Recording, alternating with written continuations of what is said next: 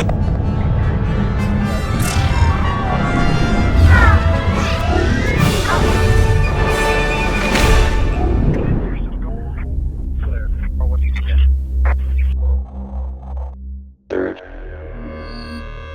phase.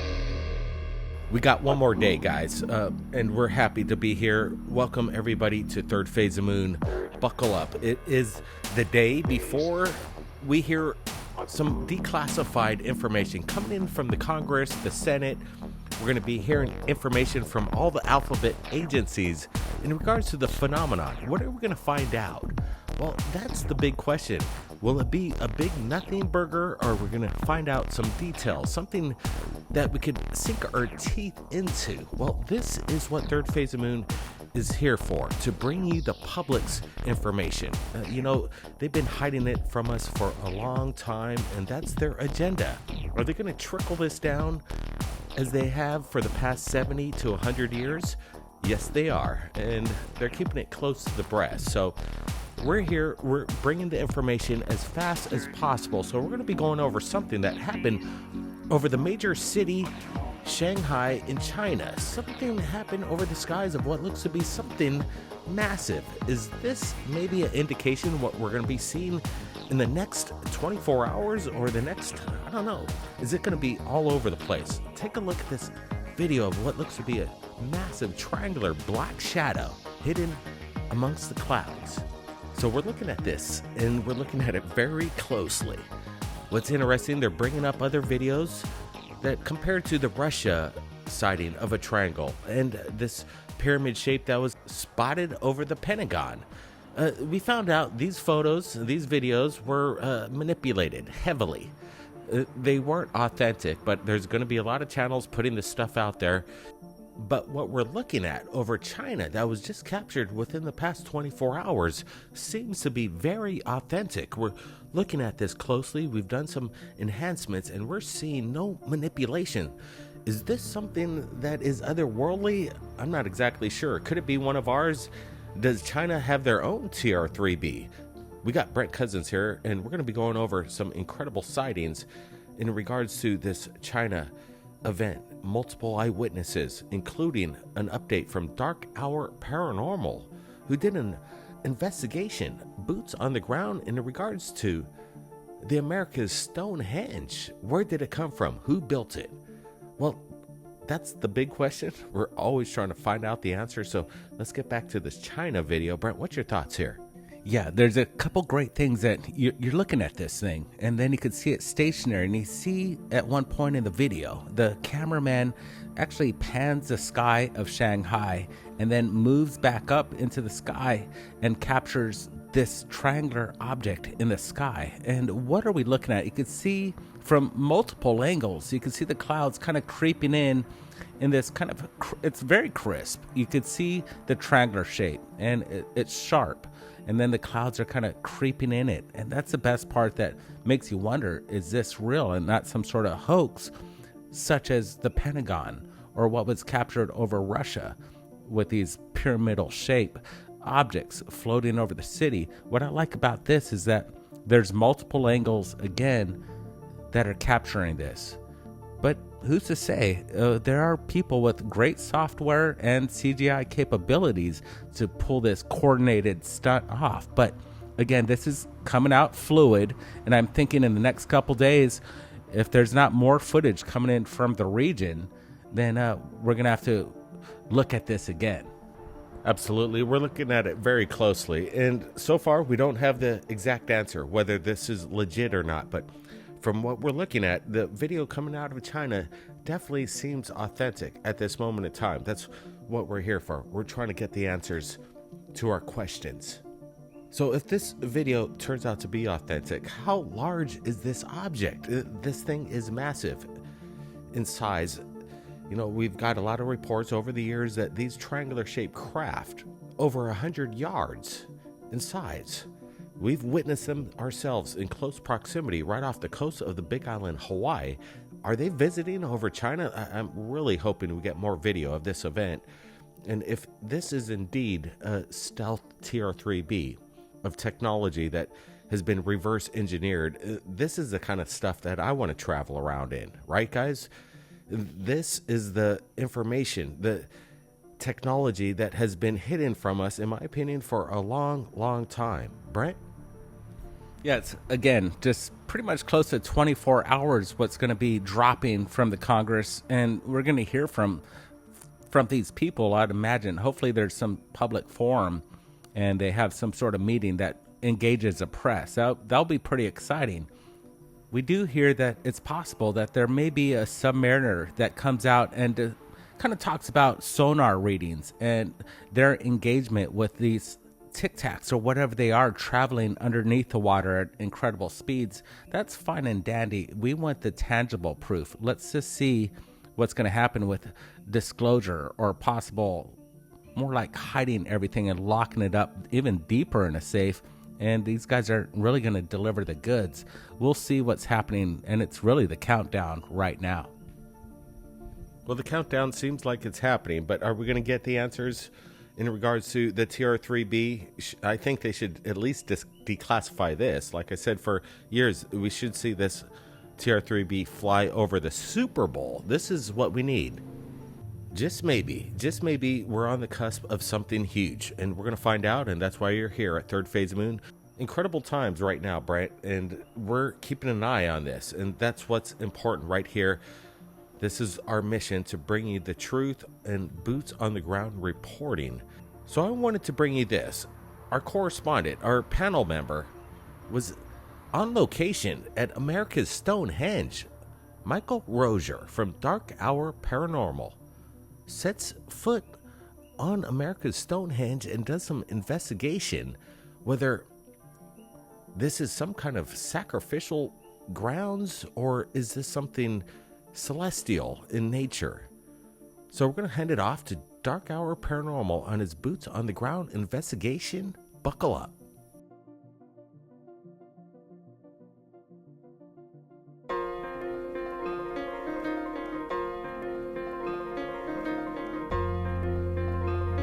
America's Stonehenge. How did ancient cultures construct this site in observance of celestial movement and astrological events intertwined within the design?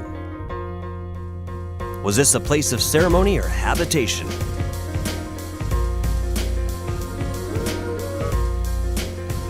If America's Stonehenge is only 4,000 years old, then why have we found evidence of civilization dating from the time before Columbus?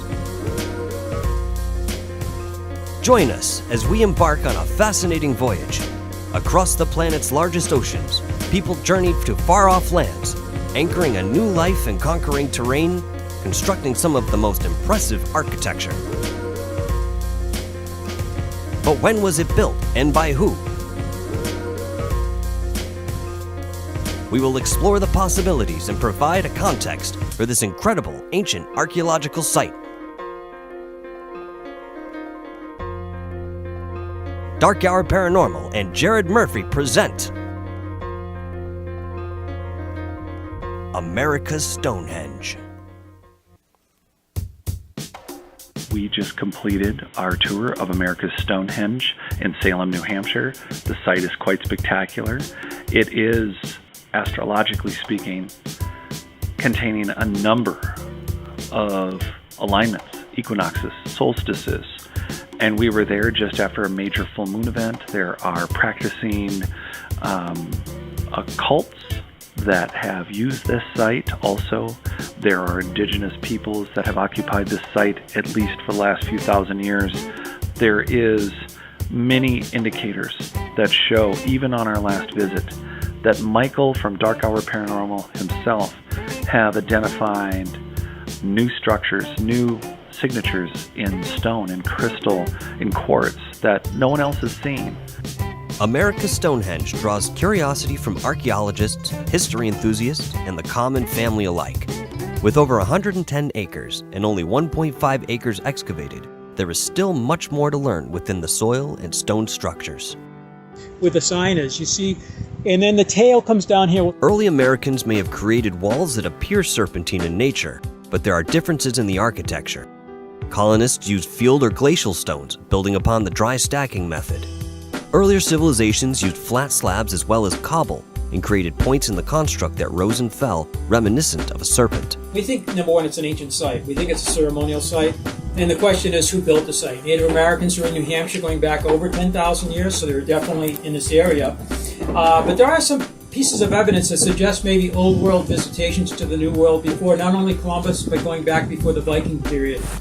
Many cultures have been suspected of occupying America's Stonehenge, but there is still much in the way of mystery surrounding its origin. Evidence has surfaced of Native American, Irish monk, Nordic, and Phoenician presence. Whichever culture was responsible for the birth of this site, they were certainly versed in astronomy and stonemasonry. Many inscriptions have been found within the stone maze, including Ogham, Phoenician, and Iberian Punic script. There are many similarities between America's Stonehenge and other known ancient locations, especially around the northeastern United States, where over 800 archaeological sites stand in reflection of the most precise astronomy. But there are a myriad of distinctive properties that reflect the architecture and design of cultures from thousands of miles away. At the moon rise over that, from the wind platform to that will be the moonrise. It's also a cross quarter day of February 1st, in block or Candlemas, or Groundhog Days in the same time period.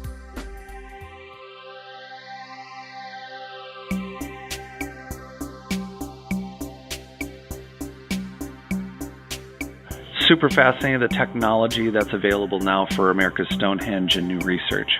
Michael from Dark Hour and I were able to get extensive background information to decide where we would do archaeological work ourselves, which includes soil research that's being done now, not just on ancient engineered soils that I speak on, but at America's Stonehenge, there are old campfires that have been identified through carbon dating, multiple different kinds of carbon dating, and there's OSL testing, which is optical stimulus luminescence, and that combined with geosurveys, LiDAR, hand LiDAR, are describing the topography and the site in all new ways without intrusive work.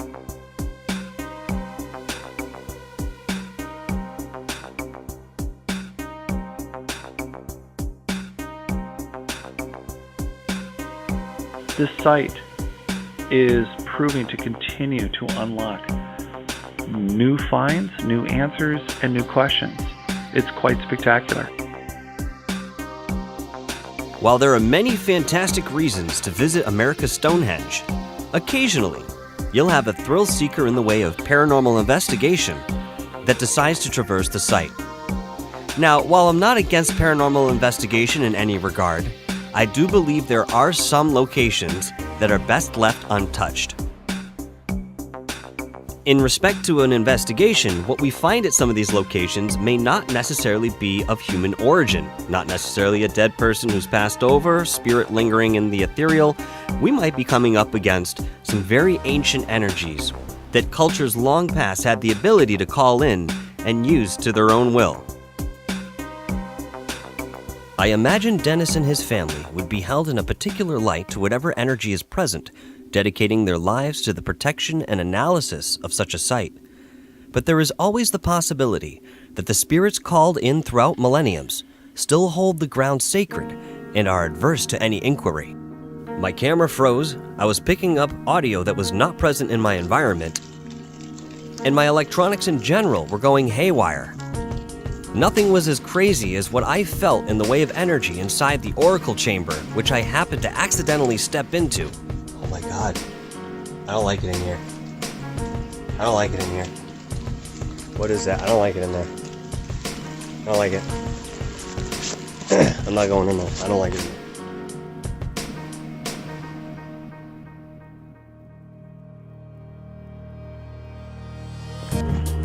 Oh no. Here's an example of some of the aforementioned audio interference.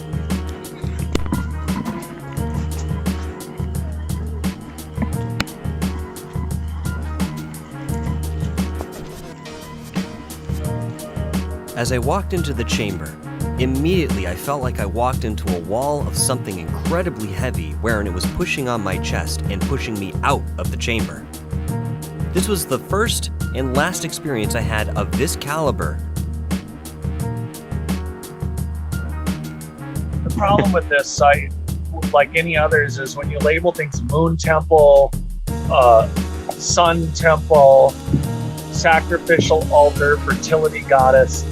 That's the problem with all of this, is that then you get an image in your mind. And it's very difficult to filter that image out. Mm-hmm. So we are looking at something that, a site where we've gotten carbon dating and different OSL dating and LiDAR and all sorts of work has been done at this site to know that it's been occupied and had occupation over 8,000 years. The reality is that this may not be a table. I did not necessarily come to this site to investigate the paranormal, as I believe that some of these more ancient energies are best left alone. If this is a sacrificial table, this would be indicative, again, of a very long-lost civilization. This could be, it could be anything. It literally could be a half feature of a wall that was actually upright. This is part of a picto design of some kind. But unfortunately, sacrificial altar conjures up a way more interesting concept. To say that this is, to say that this is something that you either lay a human being or an animal down, and in reality, this was tilted up. And we're just looking at what was a scratched out something that it's gone, but we don't know that. All paranormal activity aside, I did have a very unique and interesting experience while walking the grounds with Jared Murphy and Dennis Stone. Dennis, you've not seen this before on the wall? I had never seen this before in the wall. I can, on my deathbed or whatever this is. It could be my deathbed. You guys are killing me. Welcome to the final sacrifice of America's Stonehenge. We're headed to, happily to his sacrifice. But yeah, that I have never seen before. Nope. That is a natural... You know what it is? I've been focusing on this. And your eyes focus on that, you miss the thing next to it. It's the detail, when it comes down to it. I mean, whether you have 20/20 vision or not. As I looked over here, it was just something that caught my eye, the same way that perhaps something like this did. But again, it was the detail that was very interesting. I had to take a look. That is awesome. That is totally, I got to get a great... This is cool, Dennis. Yeah, I know, and you guys found it. Man, this is awesome, Well, bro. I should record the time. Yes, yeah. awesome. I mean, this is... Scott? Can you casual discover things? Yes. Yeah. And you know what? I wouldn't want to be anywhere else in the world right now than right where I am. Oh my God. Did you see it first? Yeah, I did. I discovered You discovered something. I don't know what it is. What is the date today? It is today is the last of the month. Yep. It is the last of April. Okay, so that's when I have never seen that. Never, ever. And obviously, so cool. It's not fresh, no, whatever it is. No, it's quartz. It seems to be, it's like they found it, it was convenient, and they, hey, we don't have to mark this stone, it marked itself. We need Scott Walters here for the geological Yeah, analysis, look at... and we need all the thoughts that you have. Look at what we just found here. And I never noticed that before. I'm going to get a picture of that too. Very quickly, I'm going to show you what we've been talking about here at length. I happen to be looking over at this particular stone that Dennis was talking about with a notch on it here. And this one actually lines up with two other stones on the site. And I happen to look down, and this, whatever this is, it's some sort of laying in or inlay of the stone or highlighting of that stone. But it does look like a Phoenician letter. Indeed, what I had discovered did appear to have some resemblance to a Phoenician letter, but more time and analysis is needed to be conclusive.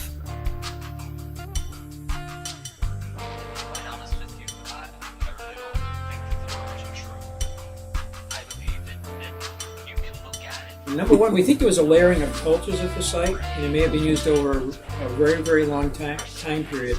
The late Louis Winkler from Penn State, he actually published, like I mentioned, his 5 years of research here, and he puts this into like 3 phases of construction and different people building it. But there's about 800 sites in the northeast, and the question are these sites related to? Is it the same culture? Are there similar structures just coincidentally? And now that we're finding these same kind of features in Colorado, Alabama, and on the West Coast, that brings up even a greater question again. First off, we have to find out if they're contemporary or built at different time periods, and if they're built in a similar time period, could these people have been in communications across the landscape? And that we haven't got to yet. We're still kind of, I'm still taken aback that we have these things going across North America. We haven't got to that point of actually figuring out the time periods and if there could be some cultural connection between this site and other sites. Mainstream thinks that anything that's built before the colonial here is a hoax, fake, or fraud. They don't want to admit that these things could be older than the colonial period of time. So this has to be built by the Paddy family, the shoemakers. And at one time they used to say, well, if there's an ancient culture of stone builders, where's the other sites? Mm-hmm. Well, in Goodwin's time they knew of 15. Today we know of about 800 sites. So that question, I don't know, that's kind of a moot point now. There are many, many sites, And maybe this is like Dave Stewart-Smith. There was an ancient culture of stone builders or a lithic culture across the Northeast. Regardless of who is actually responsible for the construction of America's Stonehenge, what does remain is a sense of activity, sprawling structures comprised of stones weighing many tons, and the megalithic and monolithic elements are well established.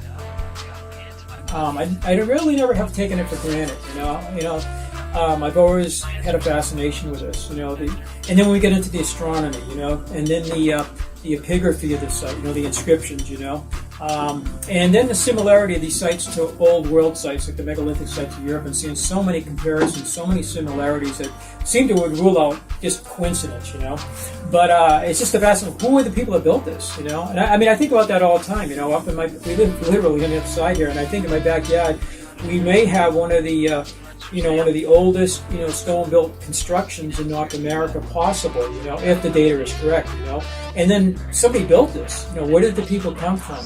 Why did they build this? What happened to these people? And was it different groups of people at different times that built this? Some of the questions you've already brought up, And then I visited other types of ancient sites out west in the southwest. We love that kind of thing, I've been to Mexico several times and then throughout Europe and to Africa and stuff. But to see some of these other different ancient sites and then you kind of compare them to this site, the feeling of this site is it's a ceremonial site, not a living site, It's a special place where people came, probably on pilgrimages. They could have lived nearby, they could have lived a distance away, they came here.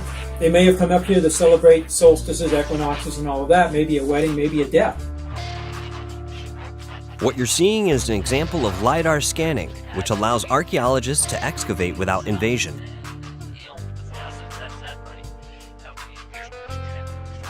There is an up-and-coming technology which includes nuclear DNA testing, which is literally sifting the sediments of a site and actually identifying information. Even single granule pieces of DNA can now give us information about what animals, what people, what died and lived and or may have been blown in there from a nearby or distant field or farm or perhaps someplace miles away. This technology, nuclear DNA testing and sedimentary research, is a whole new frontier, and it's very exciting.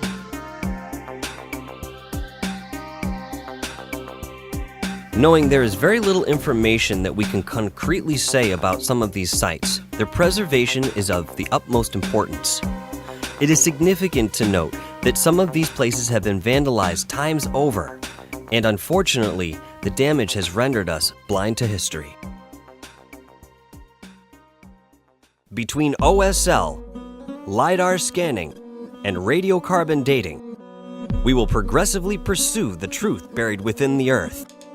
While America's Stonehenge may lie on acres of bedrock, there is much to be explored in the way of origin.